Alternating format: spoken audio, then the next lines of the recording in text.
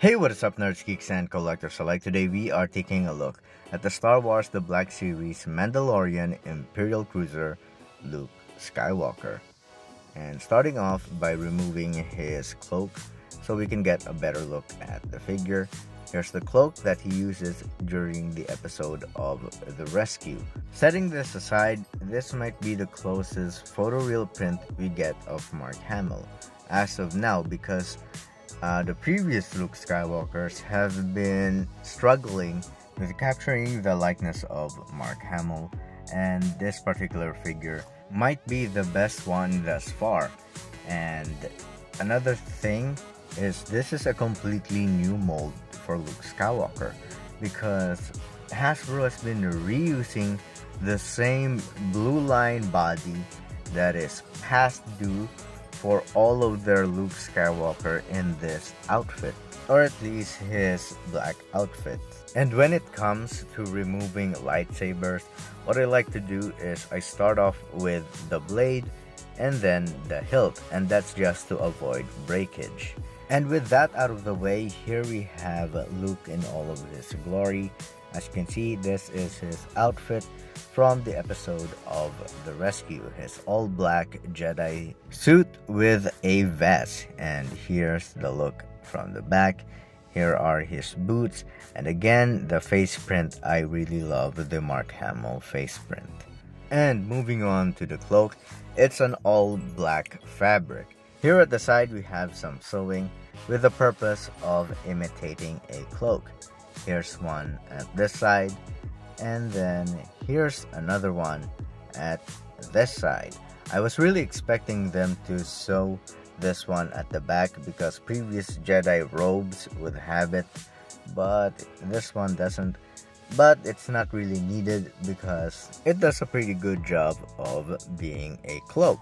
And here we have Luke's green blade, as it should be, and of course the lightsaber itself. This particular hilt is the best one when it comes to Luke Skywalker figures, because the previous ones were thin, they were pliable. I don't know if they were going to break at any time, but this one feels a lot more premium than its predecessors.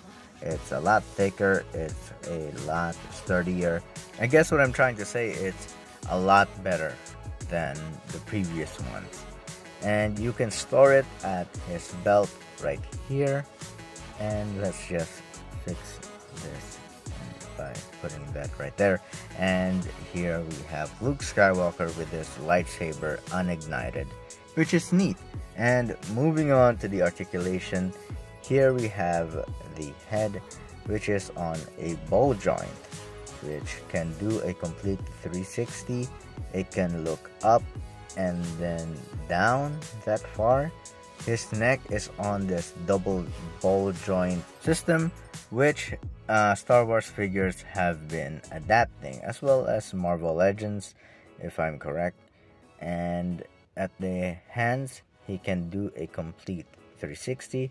He can bring them out that far up, and then he does have some 90-degree bend, as well as an elbow swivel. He has a swivel at the wrist, and it can go up and down. And here at the other arm, it can also go up and down. Sometimes it's an in and out, which I don't know, which is a weird design by Hasbro, but thankfully this one goes up and down, and that goes the same way with the other one. And here we have a butterfly joint, which can't be picked up by the camera because it's in there and it's too dark with the all black. And at the torso, it's on a ball joint. He can crunch that far and arc that far, which is kind of limited. And the thing to note is the skirts here does not have a slit, therefore it is restricting leg movement. He can move his feet that far forward and that far back, and he can barely do the splits, again restricted by the skirt. He has a upper thigh swivel right there. He has a 90-degree bend at the knee, as well as a swivel at the knee and swivel at the boot. He has up and down, but just barely. And here's the down, again barely, but thankfully the pivot has a decent amount of range. That's one of my major concerns with Black Series figures overall. They do not possess the range of motion that other Hasbro lines have, because you'd expect that a Jedi or a Sith would be very agile.